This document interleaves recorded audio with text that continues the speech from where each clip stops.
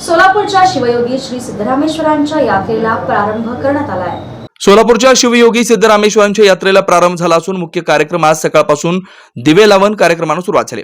सिद्धेश्वरांच्या विविध धार्मिक कार्यक्रम व यात्रेसंदर्भात मानकऱ्यांनी माहिती दिली आहे। या यात्रेतील विविध दिवशी होणार धार्मिक विधी अशा पद्धतीने 11 जानेवारी कुंभारवाड्यात 56 घागरींचं पूजन मागील 1900 वर्षापासून ही परंपरा चालत आली।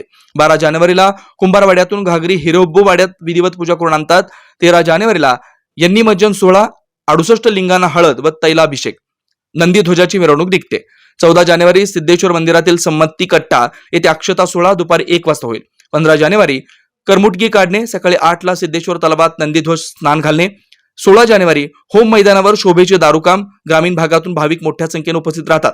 17 जानेवारी दुपारी देशमुख वाड्यात योगदंड पूजा, मल्लिकार्जुन मंदिरात रात्री कप्पडकळी। 26 जानेवारी होम मैदानावर गड्डा यात्रा 26 जानेवारी पर्यंत चालूच असते। लहान मुलांना आकर्षण।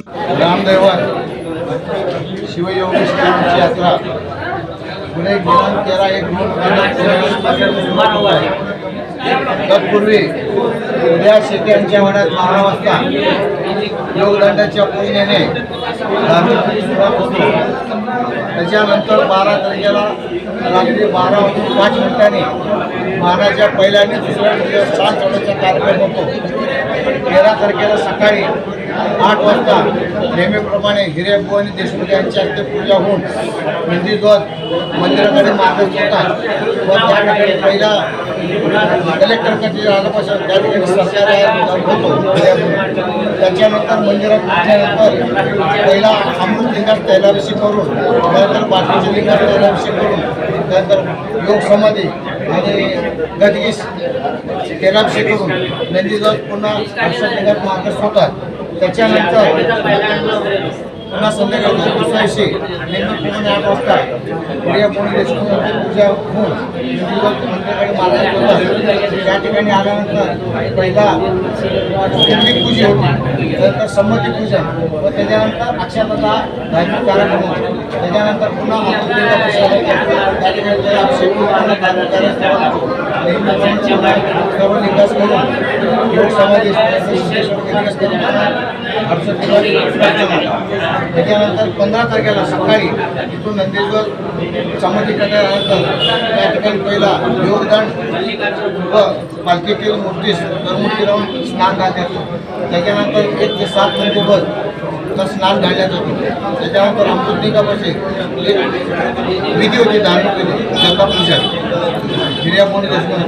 तिथून मंदिरात आल्यानंतर त्या ठिकाणी सिद्धरामेश्वरांची आरती झाल्यानंतर पुन्हा नंदीध्वज हिरेअब्बू वाड्यात येतात। त्याच्यानंतर संध्याकाळी 4:30 ला इथून निघून जुने भोजन चौक आल्यानंतर त्या ठिकाणी घडी बांधल्यानंतर त्याची हिरेअब्बू असते पूजा होऊन त्या ठिकाणी एकच नंदीध्वज ठिकाणाला सोमनाथ वेळ याचा मान होतो, तो एकटाच तिथं घेऊन होतो। त्या ठिकाणी होम आल्यानंतर त्या ठिकाणी होम विधी झाला होतो। त्यानंतर पुन्हा आपण नेहमीप्रमाणे भाकणूक केलं। त्या ठिकाणी भाकणूक आल्यानंतर पुन्हा नंदीध्वज आम्ही मंदिरात होतो।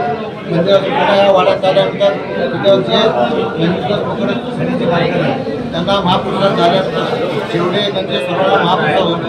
त्याच्यानंतर दुसऱ्या दिवशी दारूचा कार्यक्रम संध्याकाळी 4:30 वाजता आपण निघतो। निघाल्यानंतर होम मैदानात पोहोचतो।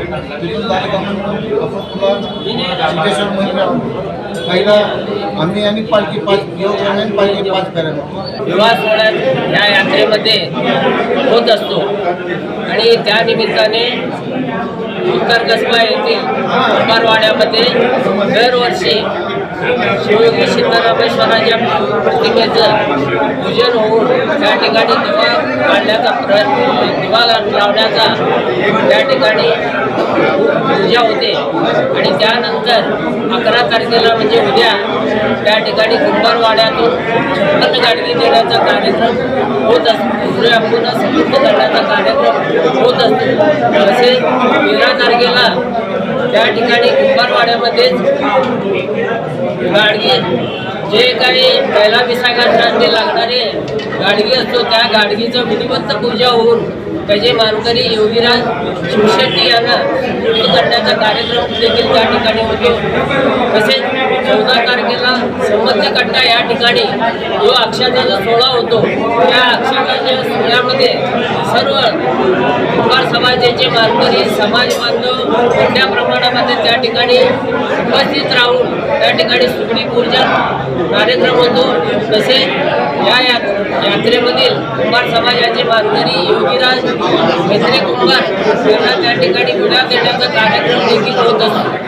तसेच त्याच्यानंतर 15 तारखेला जो होमहवनाचा कार्यक्रम असतो, त्या ठिकाणी सकाळपासूनच सर्व कुंभार समाजाचे मानकरी आणि समाज बांधव 7 वाजल्यापासून येणाऱ्या भाविकांसाठी त्या ठिकाणी दिवसभर दर्शनासाठी कुठल्याही प्रकारची अडचण येऊ नये म्हणून त्या ठिकाणी उपस्थित राहून सिद्धरामेश्वराचे चरणी त्यांची सेवा अर्पण करत असतात. आणि संध्याकाळी त्या ठिकाणी कुंभार कन्याकडील मंडळी जे कुंभार कन्याचे मानकरी आहेत ते सर्व मानकरी त्या ठिकाणी उपस्थित असतात.